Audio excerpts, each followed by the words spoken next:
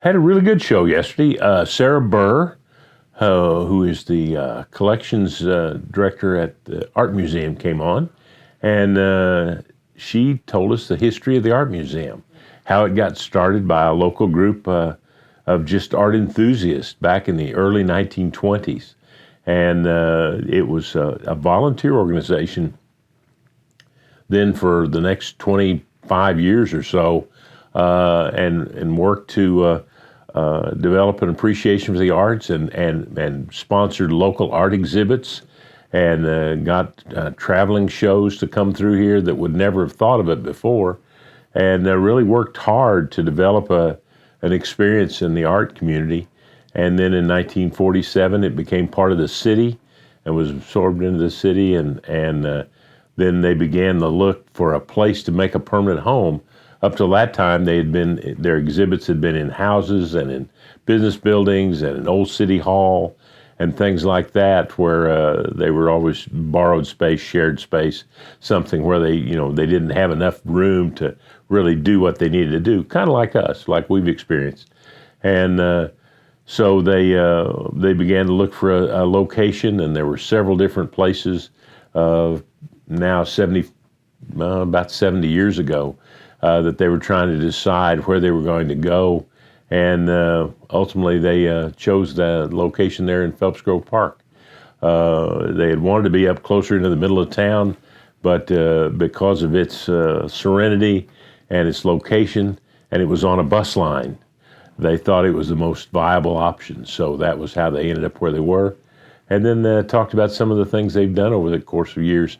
One of the most famous, across the entire country, is Watercolor USA, which began just a few years after they opened in their new building, and it's now renowned as one of the finest watercolor exhibits in the country.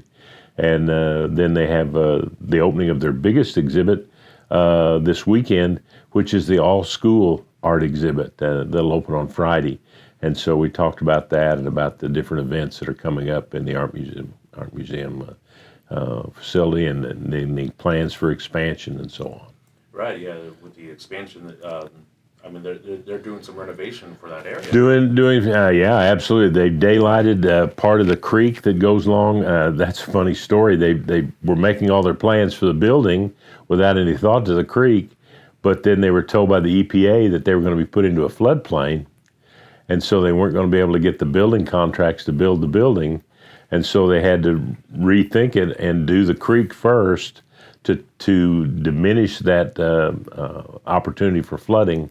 And so that's why they did what they did as far as the retention pools and so on through there that afford the opportunity to move all that stormwater out of the area without it ever getting over its banks and turning it into a flood. And you mentioned the 1920s, so like 100 years. Yes, yeah. It's pretty amazing. They were in 1923, I think. About 100 years ago, that they first got started in there, with just a small group of art appreciation people. And did she mention any works of art that kind of? It was funny. The very first piece in their collection was an art piece that a local businessman here. It was on exhibit here, and he said, "That reminds me of my childhood. I'd give $5 to have that stay here and be here permanently." And they took that up as kind of the rallying cry and raised enough money to acquire that first painting, and that's how their whole collection got started.